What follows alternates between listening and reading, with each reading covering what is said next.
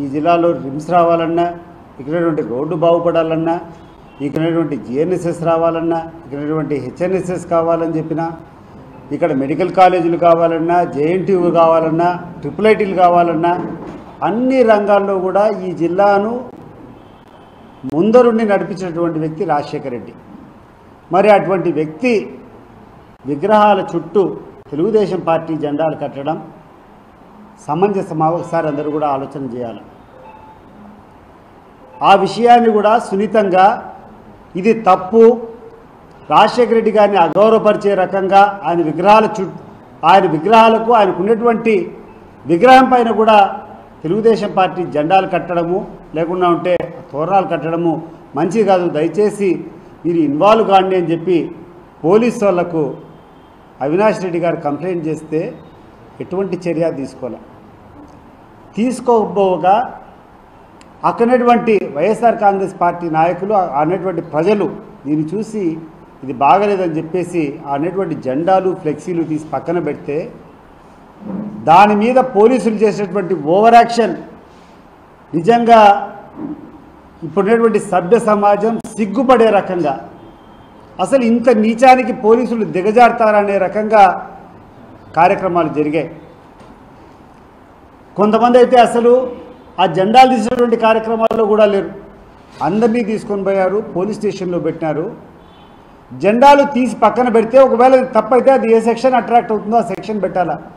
కానీ 307 section attempt to murder section అనేటువంటి YSR Congress party నాయకుల మీద, కొంతమంది సామాన్య ప్రజల మీద అసలు ఏమాత్రం దాంట్లో సంబంధం లేని వ్యక్తి మీద పెట్టడమే కాకుండా వాళ్ళను తీసుకొని వచ్చి పైశాచికంగా విపరీతంగా కొట్టేటువంటి సంఘటన ఈరోజు పోలీసులందరూ కూడా దీనికి సమాధానం చెప్పాల్సినటువంటి అవసరం ఉంది. నేను ఈరోజు ముఖ్యంగా ఈ కార్యక్రమం ఎవరైతే చేశారో ఆ పోలీస్ అధికారులను అడుగుతున్నా, ఏమయ్యా మీరేమైనా తెలుగుదేశం పార్టీ వాళ్ళు జీతాలు ఇస్తారంటే మీరు బతుకుతున్నారా? అసలు మీ డ్యూటీ ఏంది, మీ కథ ఏంది అని చెప్పి అడుగుతున్నా. ఇటువంటి కార్యక్రమాలను ప్రోత్సహించి దగ్గరుండి నడిపించినటువంటి ఏ అధికారైనా అధికారి కింద మేము పరిగణించడం లేదు, వాళ్ళు ఒక రౌడీ కింద మేము పరిగణిస్తున్నాం, ఒక దౌర్జన్యకారుని కింద మేము ఈరోజు అతన్ని పరిగణిస్తాం.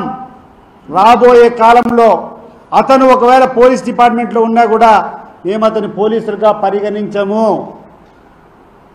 గుర్తుపెట్టుకోండి, మీరు మా కార్యకర్తల మీద అనవసరంగా నిర్దాక్షిణ్యంగా మీ హక్కులను మీ యొక్క పరిధి దాటి ఒక రౌడీగా మీరు ప్రవర్తిస్తే చూస్తూ సహిస్తామా? మేము చూస్తూ సహించాలా అని చెప్పి నేను అడుగుతున్నాను. ఉన్నతాధికారులు కూడా నేను చెప్తున్నా, ఎవరైతే చట్ట పరిధి దాటి ఎవరైతే గూండాగా ఎవరైతే దౌర్జన్యంగా ఈరోజు ఇటువంటి కార్యక్రమాలు చేశారో వాళ్ళని అరికట్టాల్సినటువంటి బాధ్యతలు మీ మీద ఉంది. చూస్తూ ప్రేక్షక పాత్ర వహించినా కూడా మీ డ్యూటీ మీరు చేయనట్టే అని చెప్పి మిగిలిన అధికారులు కూడా నేను తెలియజేస్తున్నాను. మీరు నెపం కూర్చొని అయ్యా మాకు సంబంధం లేదు పలానాడు పనికిరానోడు చేశాడని చెప్తే మేము ఒప్పుకోము. మీ డ్యూటీ అది. తప్పు చేసేటువంటి అధికారులు వెంటనే వాళ్ళ మీద చర్యలు తీసుకోండి. ఇటీవల కాలం చూస్తే ఒక పోలీస్ ఆఫీసర్ తీసుకొని కొంతమంది పోలీస్ ఆఫీసర్ను కొంతమందిని దళిత యువకుల మీద లాఠీ చార్జ్ చేయడం, నడి రోడ్డు మీద పండబెట్టి వాళ్ళ కాళ్ళ మీద కొట్టడం, బూటు కాళ్ళతో తీసుకొని వాళ్ళను అదిమి పట్టుకోవడం. అసలు ఎక్కడికి పోతా ఉంది, ఏం కథ? పోలీసులు ఒకసారి మీరు విచారించుకోండి. మీరు మీ యొక్క పరిస్థితి ఎక్కడికి దిగజారిందో ఒకసారి ఆలోచన చేయండి. మీ యొక్క పోలీసు యొక్క ఆత్మస్థైర్యం పెంచండి, పోలీసుల యొక్క గౌరవాన్ని పెంచే రకంగా మీ కార్యక్రమాలు చేయండి. ఈ రకమైనటువంటి కార్యక్రమాలు చేస్తే కొంతమంది చేసేటువంటి కార్యక్రమం వల్ల పోలీస్ డిపార్ట్మెంట్కి అందరికీ కూడా మచ్చ వస్తుంది. దయచేసి నేను చెప్తున్నాను, రేపు వీళ్ళ మీద ఒకవేళ వైఎస్ఆర్ కాంగ్రెస్ పార్టీ అధికారంలోకి వస్తే బాధపడినటువంటి వ్యక్తి ఏ చర్య తీసుకున్నా మీరందరూ కూడా సమర్థించాలి. ఎందుకంటే ఇది వ్యక్తిగతంగా చేశారు, మీ పరిధి దాడి చేశారు. మీ పరిధిలో లేకుండా సామాన్యమైన ప్రజలను హింసించేటువంటి కార్యక్రమాలు చేశారు. ఇది ఫ్యాక్షనిజం కింద కాదా అని చెప్పి అడుగుతున్నా. మా ఊర్లలో చిన్న చిన్న గలాటలు జరుగుతాయి. ఒక చిన్న అవమానం ఒకరి మీద జరిగితే అది మనసులో పెట్టుకొని అతనికి సమయం వచ్చినప్పుడు ఎంత దూరమైనా పోతాడు. రాయలసీమ కల్చర్ అది. రేపు అటువంటి కార్యక్రమాలు జరిగితే దానికి బాధ్యుడు ఎవరు అని చెప్పి నేను అడుగుతున్నాను. అటువంటి కార్యక్రమాలు జరగకుండా ఉండాలంటే ఇక్కడ ఉన్నతాధికారులు వాళ్ళ మీద చర్యలు తీసుకోవాలి. వెంటనే ఇటువంటి చర్యలు జరగకుండా ఉండేటువంటి కార్యక్రమాలు తీసుకోవాలా. మహానాడు గురించి మాట్లాడతారు. మహానాడులో ఒక ఆయన కూర్చొని ఒక యువనాయకుడు కూర్చొని తడిసిపోతున్నాయంట. మాకు కాదయ్యా తడిసేది, గ్రామాల్లో ఉండేటువంటి తెలుగుదేశం పార్టీ కార్యకర్తలకు ఇప్పుడు తడుస్తున్నాయి. నువ్వేమో చేస్తావు, అరాచకాలు చేయమని చెప్తావు, ఈరోజు చేసుకొని వెళ్ళిపోతావు. ఒకవేళ నువ్వు అధికారం లేకుంటే హైదరాబాద్లో మకాం మారుస్తావు, హైదరాబాద్ లేకుండా ఉంటే సింగపూర్కి పోతావు, నీ దగ్గర డబ్బులు ఉండే. ఇక్కడటువంటి సామాన్య తెలుగుదేశం పార్టీ కార్యకర్తకు లేవు కదా, మరి వాళ్ళకి ఎవరండా? ఈరోజు నువ్వు వేసినటువంటి విష బీజము రేపు ఇదే కార్యక్రమాన్ని వైఎస్ఆర్ కాంగ్రెస్ పార్టీ నాయకులు మొదలు పెడితే, రేపు వైఎస్ఆర్ కాంగ్రెస్ పార్టీకి అధికారం వస్తే నీ తెలుగుదేశం పార్టీ కార్యకర్తలు రక్షించేది ఎవరు? గుర్తుపెట్టుకోండి. ఈరోజు అధికారంలోకి వచ్చిన తర్వాత మనం స్ప్రెడ్ చేయాల్సింది, మనం ఈరోజు ప్రోత్సహించాల్సింది మంచితనాన్ని ప్రోత్సహించాలా. గతంలో ఏదైనా పొరపాటు జరిగినటువంటిది మేము తిరిగి దాన్ని అటువంటి కార్యక్రమాలు చెయ్యము అని చెప్పేటువంటి పరిస్థితులు మీరు పెట్టాలా. అది తీసుకొని పోకుండా నువ్వు కూర్చొని మహానాడులో లక్షల మంది పెట్టుకొని తడిసిపోతాయంటావా? తడిసిపోయేది మాకు కాదయా, నువ్వు అన్యాయం కేసులు పెట్టు, ఇంకా 10 భరిస్తాం. కానీ రేపు అధికారం రేపు నువ్వు రానప్పుడు నువ్వు మొగోడివైతే ఈ రాష్ట్రంలో ఉండాలా. ఈ కార్యక్రమాలు రెచ్చగొట్టేటువంటి వాళ్ళందరికీ చెప్తున్నాను, మీరు మొగోళ్ళు అయితే రేపు అధికారం కోల్పోయిన తర్వాత ఇదే రాష్ట్రంలో మీరు ఉండేటువంటి ధైర్యం ఉంటే ఇటువంటి ప్రోత్సహించండి. మీకేం ఈరోజు కోట్లు సంపాదించుకున్నారు. ఏ కార్యక్రమం చేసినా విపరీతమైనటువంటి కమిషన్లు, డబ్బులు తీసుకొని అధికారం పోతానే వెళ్ళిపోయేదని మీరు సిద్ధంగా ఉండరు. బట్ ఇక్కడ సామాన్య కార్యకర్త యొక్క పరిస్థితి ఏంది? నిజంగా తెలుగుదేశం పార్టీ అభిమాని యొక్క పరిస్థితి ఏంది? ఒకసారి మీరు ఆలోచన చేస్తారా? వాళ్ళు నిలవగలుగుతారా? వాళ్ళ యొక్క ఆస్తులకు మీరు రక్షణ ఉండగలుగుతారా? వాళ్ళ యొక్క ప్రాణాలకు మీరు రక్షణ ఉండగలుగుతారా అని చెప్పి నేను అడుగుతున్నాను. మంచితనాన్ని ప్రోత్సహించండి, మంచిని పెంచండి. ఒకవేళ చంద్రబాబు నాయుడు గారు ఎందుకు ఈరోజు ఈ రకంగా వ్యవహరిస్తున్నారో నాకు అర్థం కావడంలా. వాళ్ళ కొడుకు తప్పు చేస్తే, బాబు ఇది తప్పమ్మా, ఇటువంటి పరిస్థితులు వల్ల ఎవడూ బాగుపడింది లేదు, ఇటువంటి అనార్థాలను పోషించడం వల్ల ఏ ప్రభుత్వం కూడా మంచి సాధించింది లేదు, ఇది కరెక్ట్ కాదని చెప్పి చెప్పాల్సింది పోయి నువ్వు కూర్చొని ఈరోజు చంద్రబాబు నాయుడు గారు కూర్చొని ఏ కార్యక్రమం కూడా వైఎస్ఆర్ కాంగ్రెస్ పార్టీ నాయకునికి అందినట్టు జరిగితే పాముకు పాలు పోసేట్టు అని చెప్పి మాట్లాడతాడు ఆయన. ఎక్కడికి పోతుంది రాష్ట్రము? ఏంది పోతా ఉంది? అసలు ఏం స్ప్రెడ్ చేయాలనుకున్నారు మీరు? నేను ఈ మాటలన్నీ కూడా ఒక వైఎస్ఆర్ కాంగ్రెస్ పార్టీ ప్రధాన కార్యదర్శిగా మాట్లాడడం లేదు, ఒక మామూలు వ్యక్తిగా నేను మాట్లాడుతున్నా. అసలు ఎక్కడికి పోతుంది ఈ సంస్కృతి? ఎక్కడికి పోతుంది ఈ సాంప్రదాయాలు? మీరు పెట్టేటువంటి సాంప్రదాయాల వల్ల ఈ యొక్క జిల్లా యొక్క పరిస్థితి ఎట్లుంటుంది, ఈ రాష్ట్రంలో మిగిలిన ప్రజల యొక్క పరిస్థితులు ఎట్లుంటాయో ఆలోచన చేయండి. సామాన్య ప్రజలంతా మీరు చేసేటువంటి వికృత శాస్త్రం వల్ల బలిపశులు కావాలనా? మేము భయపడాలనా? ఈరోజు పోలీసులు మీరు ఇట్లా దుర్యోగం చేసుకుంటూ ఎవరు పడితే వాళ్ళు కొట్టించుకుంటూ పోతూ ఉంటే సామాన్య ప్రజలకు రక్షణ ఎవరు కల్పిస్తారని చెప్పు. ఈ యొక్క పోలీస్ ప్రతిష్ట ఇంత ఘోరంగా దిగజారిపోయిన తర్వాత ఈ పోలీసు యొక్క వ్యవస్థ యొక్క గౌరవం ఎవరు కాపాడతాడు చెప్పండి? నాకు అర్థం కావడంలా. ఈరోజు కొంతమంది చేరినారని చెప్తున్నారు, కొన్ని లక్షల మంది మహానాడుకు వచ్చినారు, గ్రాండ్ సక్సెస్ అని చెప్తున్నారు. What is grand success? ఇదే చంద్రబాబు నాయుడు గారు వెంటబడి నేనున్నా 27 ఏళ్ళు. ఆయన అధికారం లేనప్పుడు ఇక్కడ అనేక సార్లు మీటింగులు పెట్టాం. ఇక్కడ మీటింగులు పెడితే ఒక చిన్న కళ్యాణ మండపం తీసుకుంటే ఆ కళ్యాణ మండపంలో కూడా పట్టేటువంటి జనాలు కూడా లేరు. నిజంగా చెప్తున్నాను, నేనున్నా ఆ రోజు తెలుగుదేశం పార్టీలో యాక్టివ్గా ఉన్నాను. విపరీతంగా మేము మా వాళ్ళందరినీ మొబిలైజ్ చేసి తీసుకొని వస్తే పట్టక ఒక 1000 మంది కూడా కెపాసిటీ కళ్యాణ మండపం నిండాలంటే కష్టంగా ఉండేది. మరి ఈరోజు అధికారం ఉందని చెప్పి ఈరోజు లక్షల మంది అధికారం ఉంటే వస్తారు. అదే నువ్వేం డబ్బా కొట్టుకోవాల్సిన అవసరం లే. అది బలుపు కాదు, వాపు. నీ అధికారం కోసం నువ్వు ఏదైనా చేస్తే 4 రూపాయలు వాళ్తాయో, 4 పనులు జరుగుతాయో, అని చెప్పి అవకాశవాదులు వచ్చేటువంటి కథ, దాని గురించి నువ్వు ఆలోచన చేసేది కాదు. ఆలోచన చేయాల్సింది ఈరోజు చంద్రబాబు నాయుడు ఈ జిల్లాలో వచ్చి నువ్వు పెట్టినావు, మహానాడు పెట్టినావు. ఈ జిల్లాకి ఏం చేయాలా? ఈ జిల్లాకు సంబంధించినటువంటి మెడికల్ కాలేజ్ పులివెందుల్లో గవర్నమెంట్ మెడికల్ కాలేజ్ శాంక్షన్ అయితే 50 సీట్లు నిర్దాక్షిణ్యంగా నువ్వు వదులుకున్నావే. ఈరోజు ఎవరికి పోయినాయా 50 సీట్లు? ఈ ప్రాంతంలో ఉన్నటువంటి నిరుపేదలకు దక్కాల్సిన సీట్లు కాదా అది? నువ్వు కూర్చొని ప్రైవేట్ కాలేజీలకు అప్పచెప్తావు, అపోలో అంటావు, ఇంకోటి అంటావు. ఈరోజు అపోలో కాలేజీలో డొనేషన్ ఎంత తెలుసా మీకు?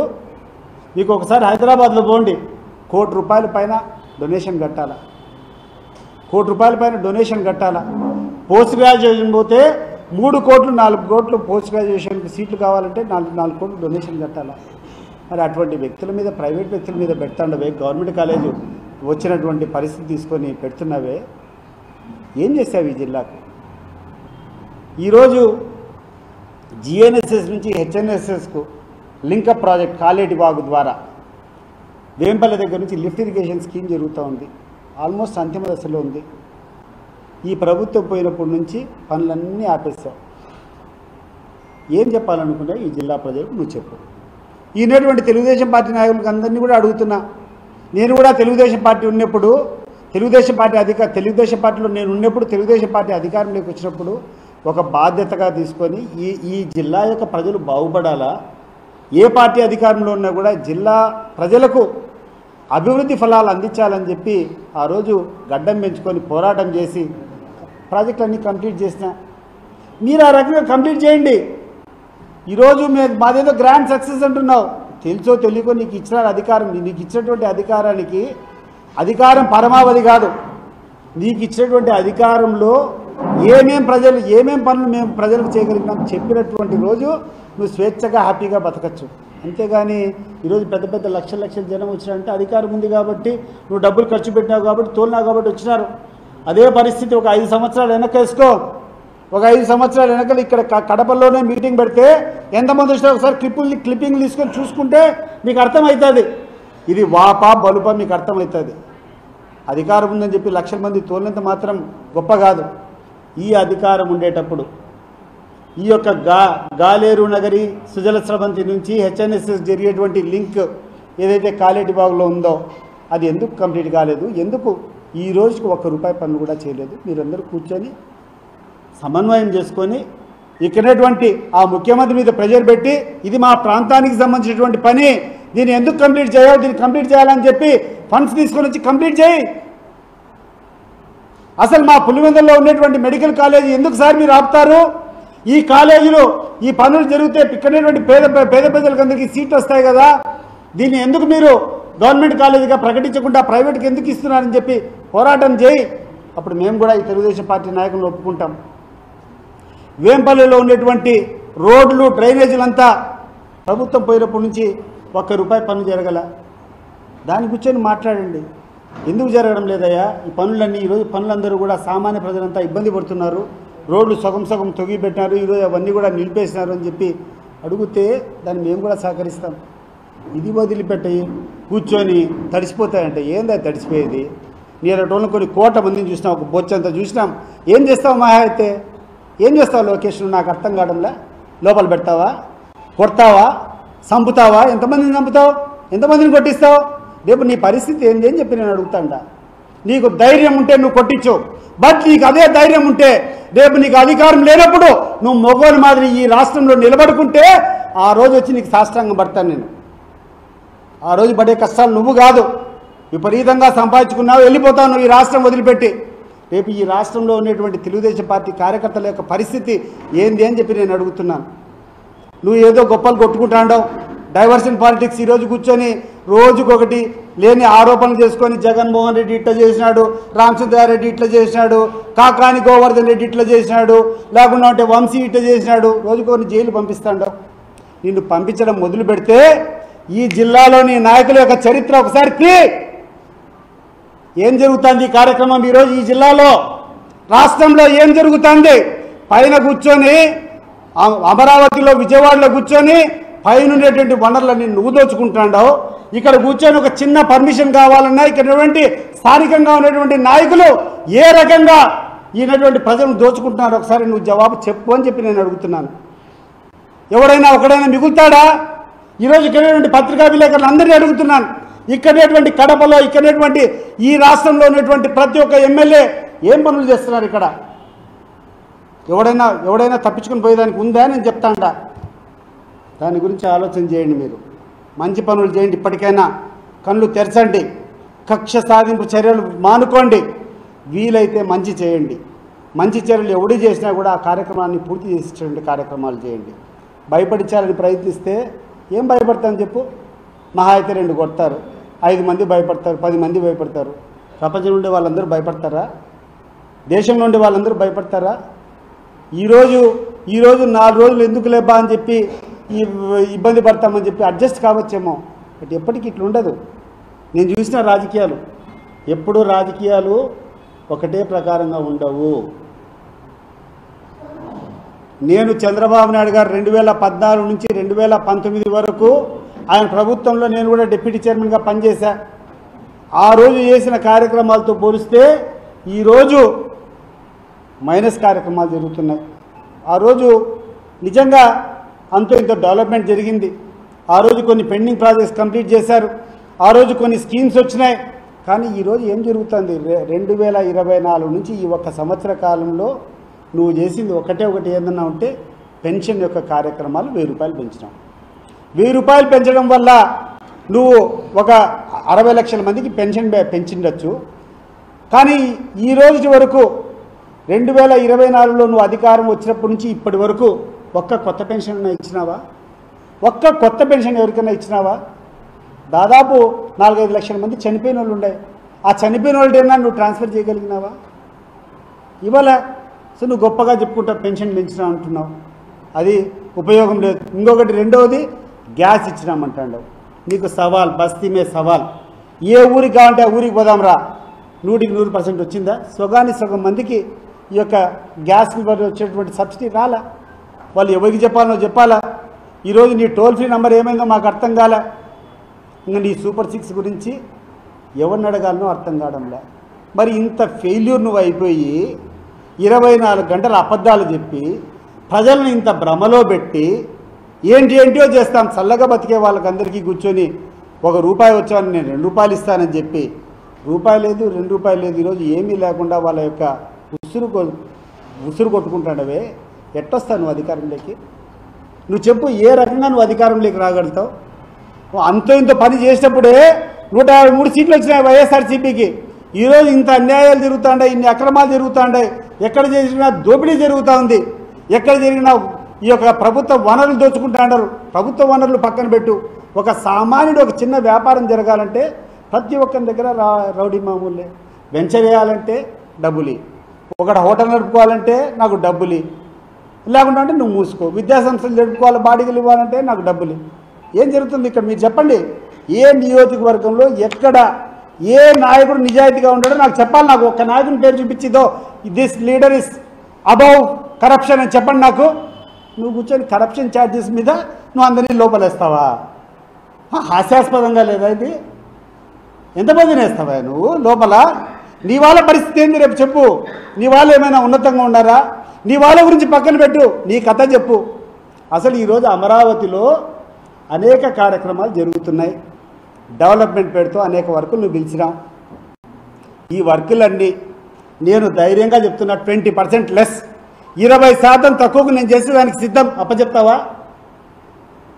ప్రభుత్వ ఖజానాకు 20% నేను ఆదా చేస్తాను రెడీగా, నాకు ఇస్తావా? అన్నీ మ్యానిపులేటెడ్.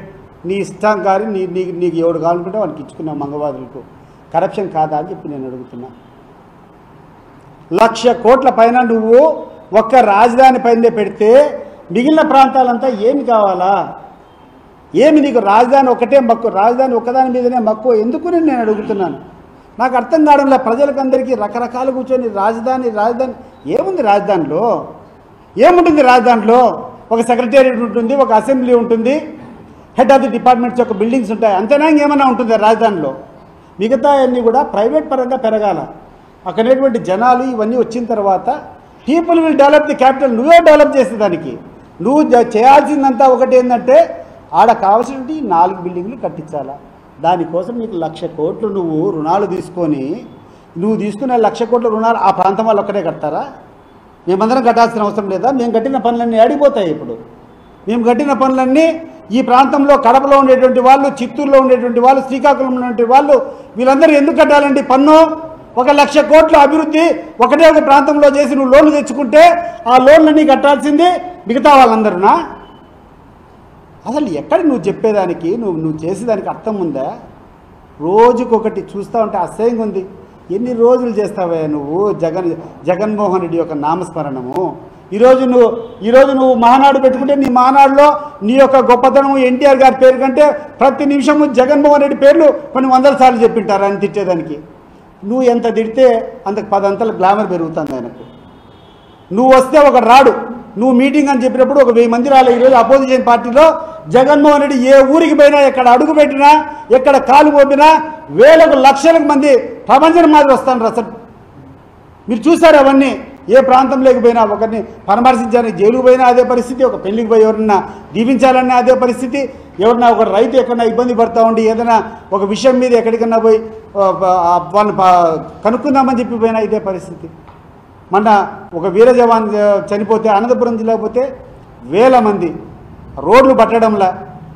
మన ఒక వైఎస్ఆర్ కాంగ్రెస్ పార్టీ కార్యకర్త మీద దాడి జరిగిందని రాప్తా నియోజకవర్గం పోతే ఎక్కడ రోడ్లు పట్టలేదు. మీరు చూశారంతా. వంశీని అరెస్ట్ చేశారని చెప్పి జైల్లో ఆయన పరామర్శించిపోతే రోడ్లు పట్టడంలా. అది జగన్మోహన్ రెడ్డి. అదే నువ్వు అపోజిషన్లో ఉంటే నీ పరిస్థితి ఒక క్లిప్పింగ్ది తెలుస్తుంది. నీ బండారం నీకు ఎంత యొక్క ప్రజాదరణ ఉందో. నువ్వేమన్నా అనుకుంటాడేమో తిరిగి అధికారంలోకి వస్తానని చెప్పి. కళ్ళలో కూడా నీకు కాదు. నువ్వు ఎంత పెట్టుకుంటావో పెట్టుకో, నువ్వు ఎన్ని తప్పుడు కేసులు పెట్టుకుంటావో పెట్టుకో. నేను ఈరోజు ఈ యొక్క ప్రెస్ మీట్ ద్వారా వైఎస్ఆర్ కాంగ్రెస్ పార్టీ శ్రేణులకు అందరికీ కూడా చెప్తాండ, వీరు పెట్టేటువంటి కేసులన్నీ మోసుకుందాం. దయచేసి ఎవడు భయపడద్దండి. ఏం చేస్తాడు? ఎన్ని రోజులు లోపల పెడతారు? వీలైతే రాబోయే కాలంలో ఇదే పరిస్థితి మొదలు పెడితే జైల్ బారో కార్యక్రమానికి పిలుపు చేయాలని కూడా మేము అనుకుంటున్నాం. ఎంతమంది పెడతారు? పెట్టుకో. నీ జైళ్ళల్లో ఏం చేస్తారో చూసుకుందాం. ఎక్కడికి పోతున్నాం? ఏమి కథ? అసలు చంద్రబాబు నాయుడు గారంటే కొంత పరిణితి కలిగినటువంటి నాయకుడు. దేశానికే దిశానిర్దేశం ఇవ్వగలుగుతాడని చెప్పేటువంటి ఒక ఫోబియాలో జనాలు ఉన్నారు.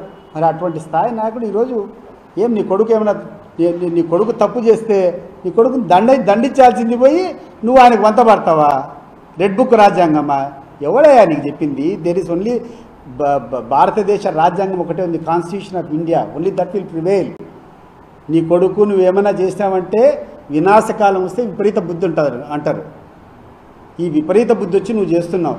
నీ ధైర్యం బహుశా ఒకటి ఏంటంటే అవినీతి డబ్బు చాలా ఎక్కువ ఉంది.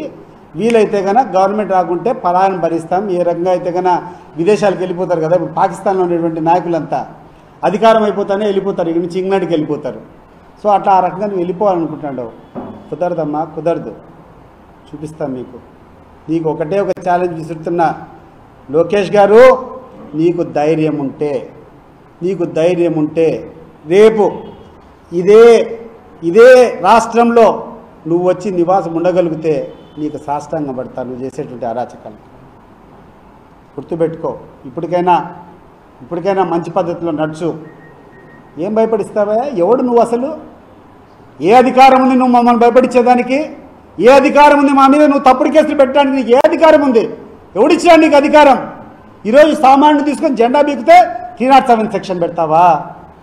ఈరోజు సామాన్యుని తీసుకొని పోయి చితకబాస్తావా రోడ్ల మీద? ఎవడిచ్చాడు నీకు రాజ్యాంగం? నువ్వు అవినీతి కేసులు పెడతాండవు. నీ పార్టీ వాళ్ళ అవినీతి కేసులు ఒక చిట్టా ఓపెన్ చేయి. జనంలోకి రా, జనంలో ఫీడ్బ్యాక్ తీసుకో. విలేకరులను అడుగు, ఎవరెవరు ఎక్కడెక్కడ చేస్తాండ్రు, ఏ జిల్లాలో ఏ రకంగా నాయకులు ఉన్నారు, ఏ నియోజకవర్గాల్లో ఏ రకమైనటువంటి నాయకులు ఉన్నారు. ఒకసారి తీస్తే జైళ్ళు పట్టవు. నీ పార్టీ నాయకులు, నీ పార్టీ కార్యకర్తలు చేసే అగడాలు చూస్తే జైళ్ళు కాదు, దేశంలో ఉండే జైళ్ళు కూడా పట్టవు. అది గుర్తుపెట్టుకో.